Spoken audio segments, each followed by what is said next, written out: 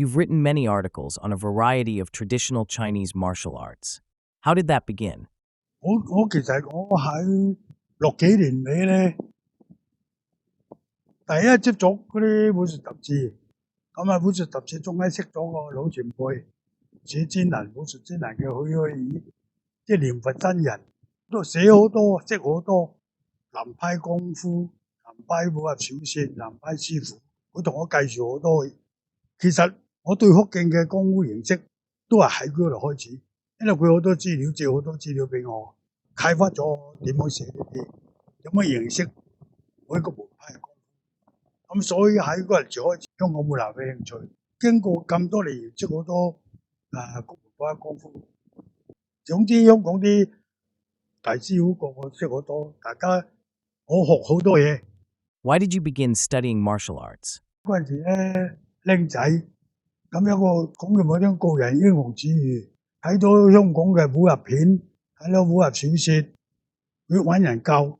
本身啱啱大陸出嚟，本地話唔識，啱啱我師傅又講閩南話，又住喺我哋隔離街，因人口就去嗰度學。咁啊見啲人朝都要生活㗎，咁我哋後生做到嘢，咁啊應該咧就要學會嘅當然有照交啦。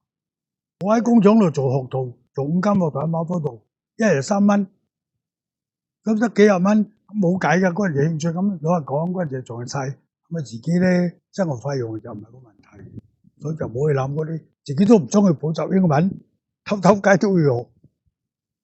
Besides the two-handed broadsword and the Qin-Yang staff, what other weapons are part of your White Crane tradition? 其實咧，我師傅教好多嘅，大刀、金色棍、叉槍、特魔劍、標刀、虎棍，我都有學。但唔中意，因為當時嘅環境同當時嘅心態咧，一味想實用，所以我比較注重雙手刀同埋七梁棍。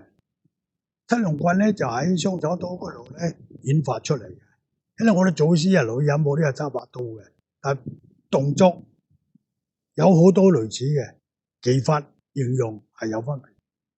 第多我學半路，覺得呢淨係俾人睇做乜鬼啫？功夫係自己嘢噶嘛。三節棍、插棍、插槍，你冇理由成日揾個師兄弟揸支嘢同你對插噶，咁啊變咗咧。慢慢咧就冇練習，記都記得嘅，即係收咗，因為當時冇想救別人，冇想救其他，咁諗住自己自衛啊，自己練下噶嘛。Which style does the iron ruler weapon belong to? 福建差唔多每個門派都有，客家功夫有，海南風功都有，鐵製好正常嘅。即係日本嘅西咯。咁我哋呢白鉸咧叫合仔刀2支嘅。景春咧就叫做學似雙刀，技法差唔多，一個刀一個鐵尺，咁啊套路梗係唔同啦。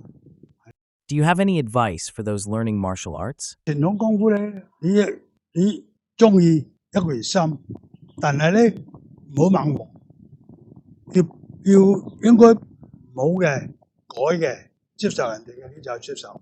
比如講人哋依家興嗰自由搏擊、西拳、泰拳好，人哋真係實踐。